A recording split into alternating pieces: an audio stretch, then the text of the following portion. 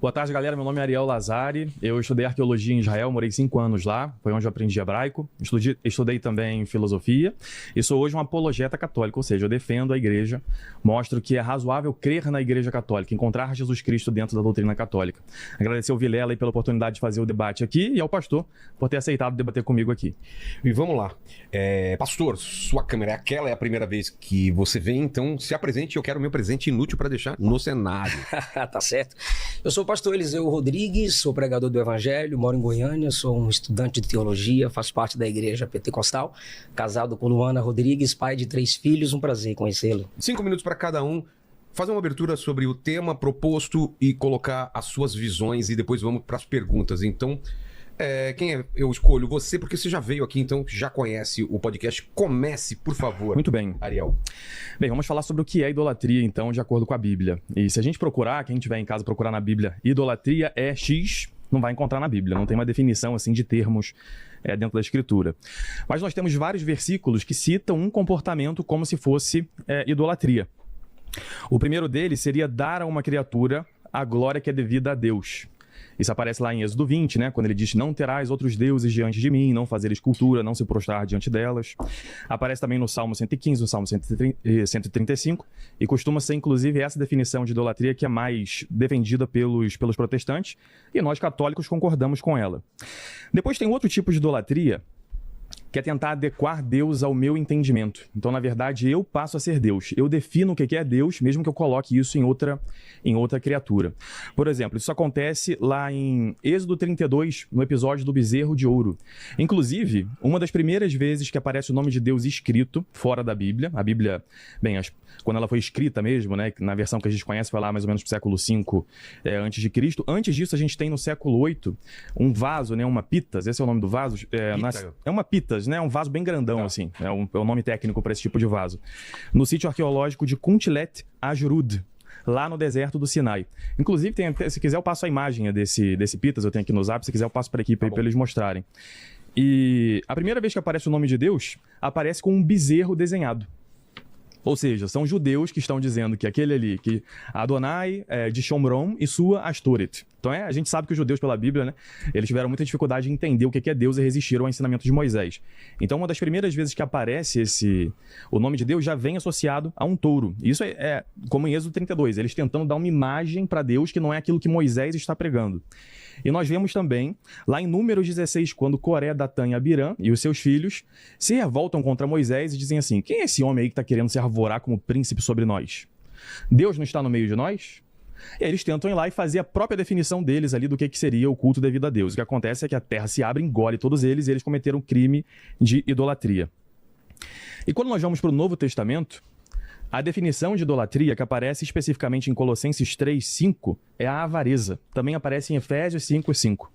A avareza, que é idolatria.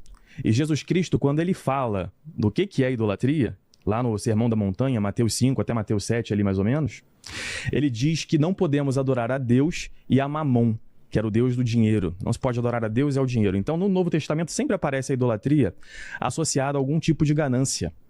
Sempre vem com isso de querer o dinheiro, querer colocar o dinheiro em cima de Deus. Os fariseus, inclusive, quando Jesus fala isso, eles começam a rir de Jesus, diz o Evangelho de São Lucas, porque eles eram amigos das riquezas. Eles achavam que só a fachada era o que importava. Então eles diziam: bem, eu não tenho imagem, né, de nenhum deus pagão, então como é que eu vou ser idólatra? E Jesus diz: não, vocês são idólatras porque vocês adoram ao Deus dinheiro, né, ao Deus Mamon. Então são essas 3 definições que nós temos no Antigo Testamento, mais isso de dar uma criatura a glória que é devida a Deus, adequar Deus ao meu entendimento, sem acreditar na autoridade que é da palavra de Deus. E no Novo Testamento se resume a idolatria a não podeis servir a Deus e às riquezas. Então tem várias camadas do que é a idolatria. É um pecado que sempre sempre um risco de que a gente caia nesse pecado. E eu vejo que hoje há uma tendência, especialmente pelas pregações protestantes, de focar muito na casca do que é idolatria. A pessoa se ajoelhou diante de uma imagem, idolatria. A pessoa pediu intercessão, idolatria. E não é o que a gente vê no Novo Testamento. O Novo Testamento ele foca mais na adoração a riquezas. Então muitas vezes tem gente que adora a riqueza, vive só pro dinheiro, só quer dinheiro. e não percebe o que é o cerne da idolatria. Acha que está seguro, porque pela casca eles não cometem aquilo que eles leem lá em Êxodo 20, mas por dentro são pessoas que estão procurando só a própria prosperidade. E isso também é pecado de idolatria. Então, passar agora a palavra aqui para o pastor, para ele trazer a visão protestante. Vamos lá, pastor. Idolatria vem do termo ídolo, onde está envolvido toda uma construção de palavras, que se origina no eidos, forma, aparência, figura. Portanto, idolatria é literalmente o culto àquilo que é visível. Se vivemos por fé e não por vista, segundo aos Coríntios capítulo 5, versículo 7, a fé é o firme fundamento do que não se vê, Hebreus capítulo 11.